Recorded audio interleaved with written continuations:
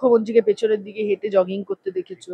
কারণ উনি পেছনে হাঁটবেন না সামনে হাঁটবেন, কিভাবে এক্সারসাইজ করবেন, সেটার কতটা ভিডিও উঠবে ভিডিও যাবে, সেটা ওনাদের ব্যাপার। মুখ্যমন্ত্রীর লন্ডন, এই বাঁদরের বাদরাম্য বললেন কুণাল ঘোষ, ঠিক বাঁদরের বাদরাম্য লন্ডভন্ড হয়ে গেল তার বক্তৃতা। আসলে আমার প্রশ্নটা অন্য জায়গায়, যে প্রশ্ন করেছিল মাত্র, কেউ তো তাকে হেনস্থা করে।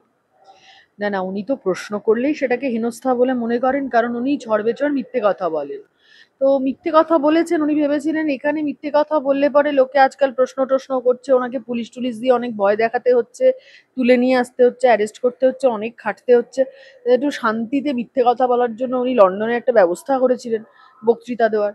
কিন্তু সেখানেও হচ্ছে যে বাদ সাধলো এসএফআই। কারণ ওনার তো বুঝতে হবে লন্ডন তোরসিং এর উত্তরসূরিরা কখনোই তো নিঃশব্দে ছেড়ে দেবে না কাউকে।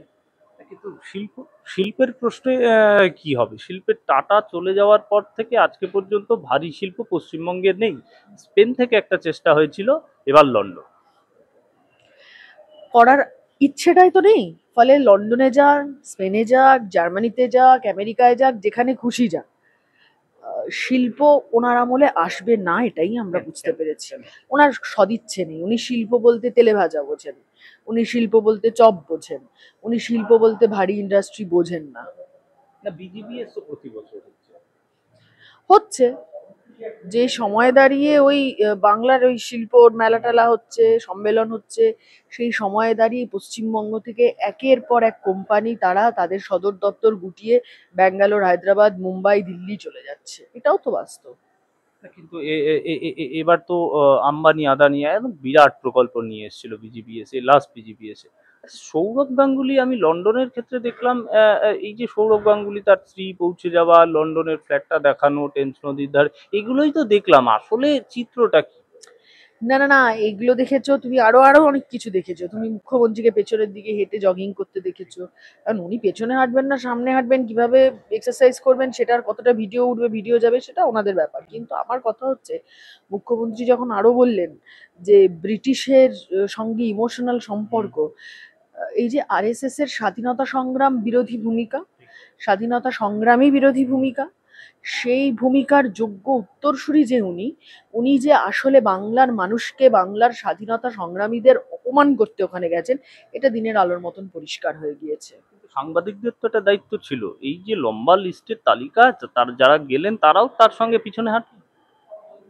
সেরকম লোকজনকেই তো নিয়ে গেছে। তোমাদেরকে নিয়ে গেছে কি?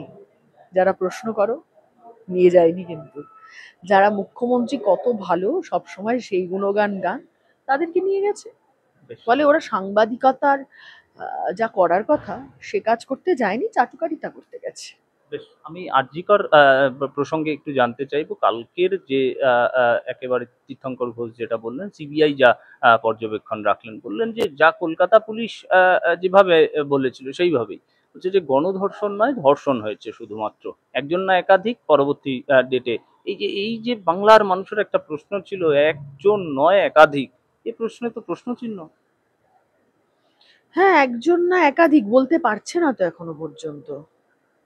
এখনো পর্যন্ত কি সিবিআই বলতে পেরেছে এক ছিল না একাধিক ছিল? না, কিন্তু ধর্ষণ বলছে, গণনা। আচ্ছা, একাধিক থাকলেই সেটা গণধর্ষণ হয়? এই যে জাগলারি করে লাভ কি আছে? টার্মের জাগলারি করে কোনো লাভ নেই। টার্মের জাগলারি করে আসলে বিচারটা পেছ হচ্ছে। সিবিআই এর মধ্যে অনেক সময় নিয়ে নিয়েছে, আর যেন সময় নষ্ট না করে, এটুকুই বলার। নির্যাতিতার বাবা কালকে একটা স্পেসিফিক হাইকোর্টের নিচে দাঁড়িয়ে প্রশ্ন করলেন যে রাজ্য সরকার বুঝতে পারছে না বিচার দিতে চায় না, কারণ কল্যাণ ব্যানার্জি যেভাবে অপোজ করছে ফার্দার ইনভেস্টিগেশনের জন্য, তিনি হ্যাঁও বলছেন না, নাও বলছেন।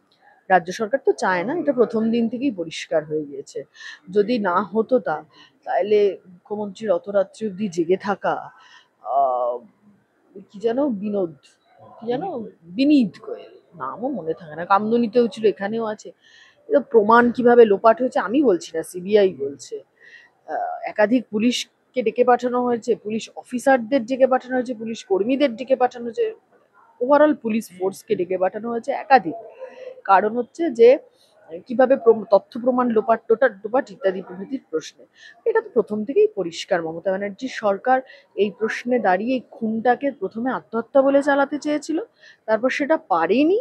এখন হচ্ছে যে আরো কি করে চাপা দেওয়া যায়, এই ঘটনা কি করে মানুষকে ভুলিয়ে দেওয়া যায় সেই চেষ্টা করছে। শেষ প্রশ্ন করব, মনোবিদ প্রশ্ন জুড়ে দিল। এই যে মনোবিদ বলছেন, আমার কাছে এসেছিলেন চিকিৎসার জন্য তিনি, এবং বলছিলেন যে ওষুধ সংক্রান্ত একটা আপত্তি ছিল, সেইটা মেডিকেল বোর্ডে উঠে যায় এবং সামনাসামনি পড়ে যায় এই সন্দীপ ঘোষ। এই এই যে একটা আক্রোশ রয়ে গিয়েছিল, এবং ফার্দার ইনভেস্টিগেশনে তিনি তদন্ত করবেন বলেও জানিয়ে, বা মানে সাহায্য করবেন বলে জানিয়েছেন। এই যদি ঘটনা হয়, একটা ঘটনার জন্য এত বড় একটা ঘটনা ঘটতে পারে, সন্দীপ ঘোষ যেখানে প্রিন্সিপাল। না না, আমার কথা হচ্ছে তার মানে দুর্নীতির শিকড় কত গভীরে। খুব গভীরে না থাকলে, শুধু সন্দীপ ঘোষ দোষী হলে এত ঘটনা ঘটতো না, এটা আমরাও বুঝতে পারছি। ও কালীঘাটের হাত না থাকলে এত বড় ঘটনা ঘটে না। রাজ্য সরকারের তো উচিত ছিল তাকে সাসপেন্ড করা, কিন্তু প্রাইজ পরিষ্কার বলে দিলাম, কালীঘাটের হাত না থাকলে মাথার উপরে এত বড় ঘটনা ঘটানোর সুযোগ হয় না। আর যা যা মানে ঘটনাক্রম আমরা চোখের সামনে দেখেছি সেগুলোও হয় না।